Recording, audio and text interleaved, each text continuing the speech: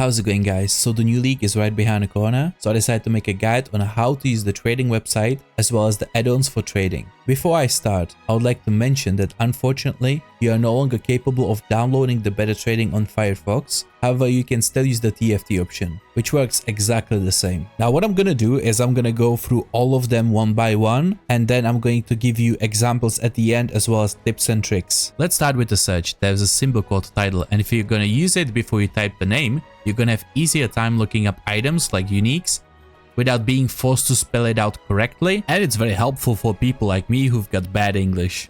The item category is pretty easy to use, but what I use very commonly is the item rarity. For example, if I'm trying to look for high DPS bows or weapons, I usually select non-unique option because uniques are usually very cheap and it's annoying to scroll through them. Weapon filters are pretty easy to understand as well. If you look, for example, for a physical bow, you can easily select appropriate attacks per second as well as damage, and you get the result fast without need to look up certain mods. Now let's have a look at armor filters. For example, you can look up craftable bases easily without being forced to scroll through many options. Here, I want evasion based that is not hybrid and it's not corrupted, so I can craft on it. And don't forget to check your item levels. I have made this mistake many times. People sometimes use base percentile if the bases are too common or the sacred orbs are too expensive. If you don't look for it specifically, you can see it at the left bottom of the item. Socket filters are self-explanatory. I don't think they need explanation. I use them quite often, especially when I'm looking for Skin of the Lawyer or corrupted items during the league start. On the map filters,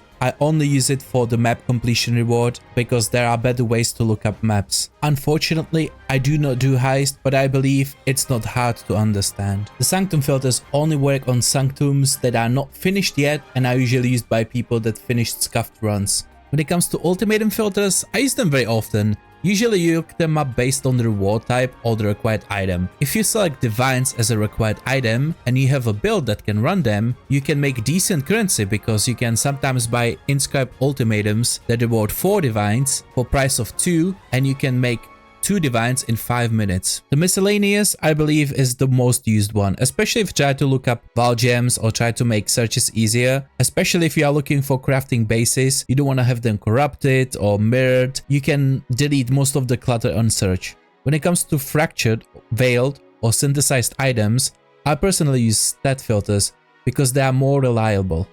For those who would like to buy a special shiny unique in a special foil, you can pick it here. And one thing that is quite important as well is the stack size, especially if there is a new item or currency that is not currently in the bulk exchange tab.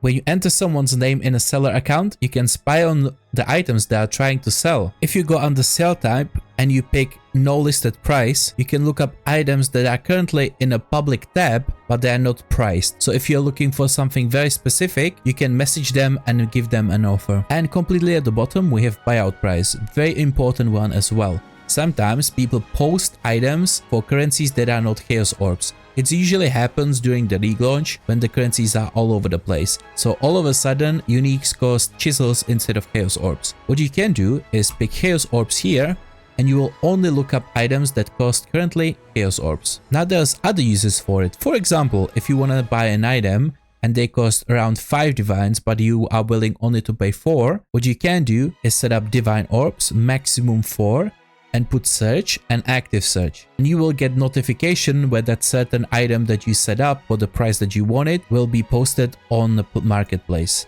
However, you can also save it under your better trading this way, and next time when you come online or when you have a time, you can click at it real quick and have a look if someone posted the item that you wanted. Now before we go into the bulk exchange, we're gonna have a look at the icons.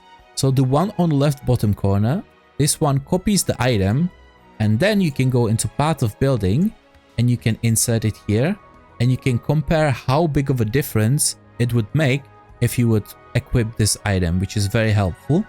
And the second icon is pretty much used if you wanna either have same bonuses that the current rare has, or if you wanna have slightly better unique than this one, but you are too lazy to write it down. So for example, I want to have 80 or 80 plus life. So if I click this, I can just put 80 life here, search it up, And now I have this armor with 80 plus life, which is very, very helpful.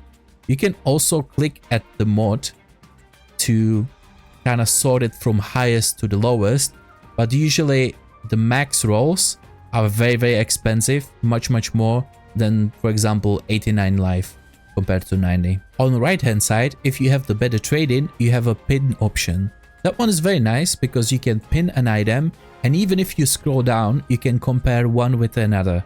So for example, when you buy certain rares like bows or stuff like that, you can compare them without being forced to scroll down and have a look what mods they had and what prices they were.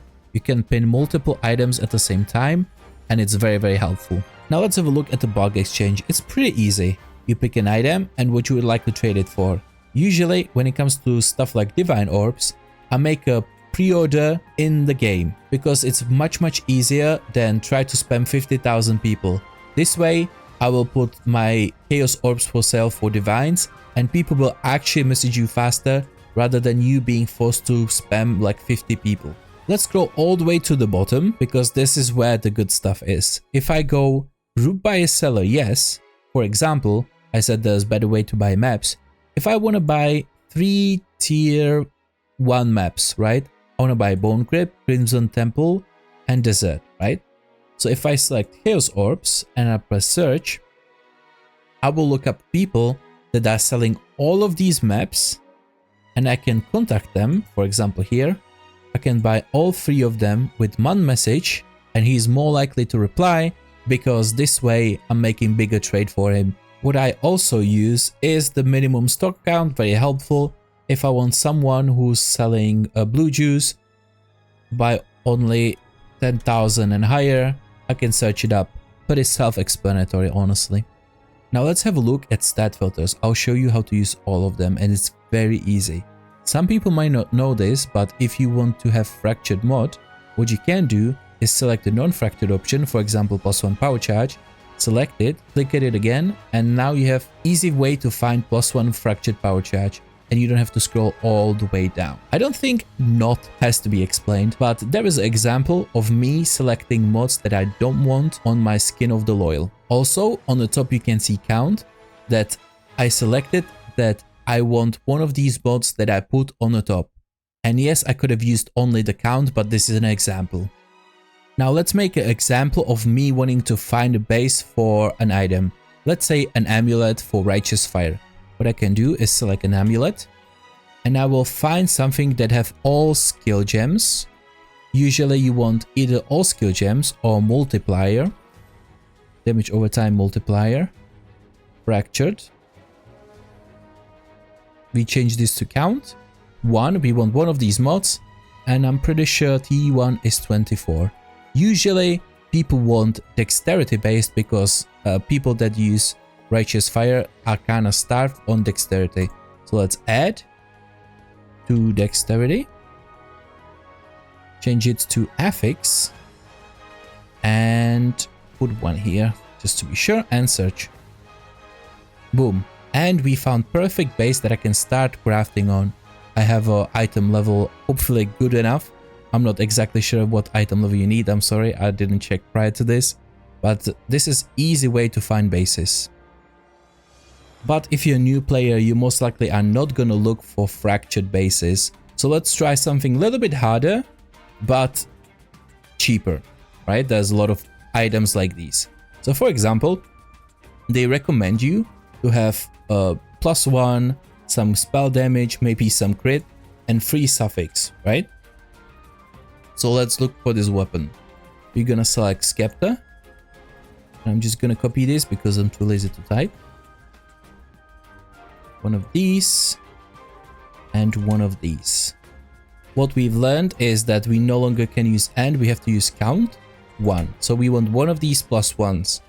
The reason we are doing it this way is because most of the time people are looking for +1 physical skill gems and let's say cold damage and spell damage, and this way we have an option, right? So if someone will look for all phys gems and cold damage, if the build is very popular, weapons with these 2 mods will be very, expensive, but for example, all spell and spell damage might be cheaper. It's usually not, but you get the point. increase cold damage. We always select the non-pseudo one. Gonna put count 1 and let's say 45, right? It's beginning of the league. So we want +1, 45, and we need to have a space so we can craft throwing speed, which is a suffix. What I'm gonna do is put empty suffix modifiers 1. This is gonna be under end because we don't need to count anything, right? So I search it under any, not online only, because it's kind of late into the league. And this way, for example, I can see someone already crafted this Scepter, right?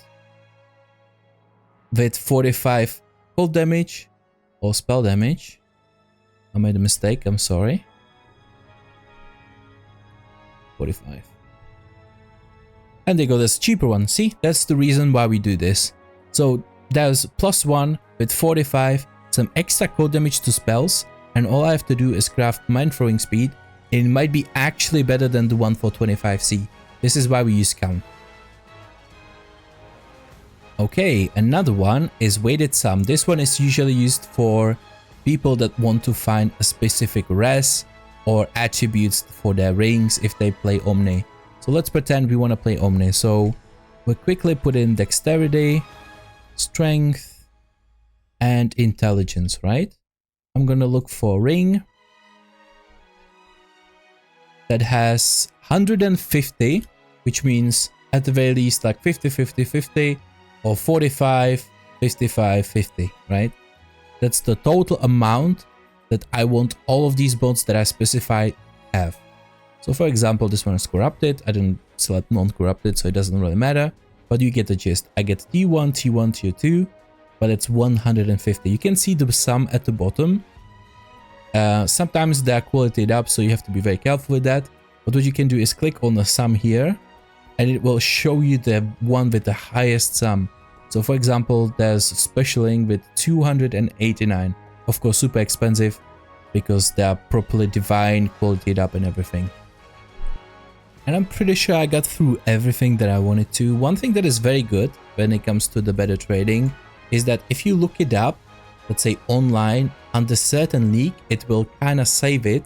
And if there's a new league, it will look it up under the new league, right? So before I league start, usually I save my uniques that I want to buy straight away, or if they're going to increase later on in price quite a lot. So let's say they're like 4 to 5C at the beginning and they jump to 50. So I want to have them under my search as soon as possible when I drop my first few Chaos Orbs. So this is a very good way to prepare yourself on league start.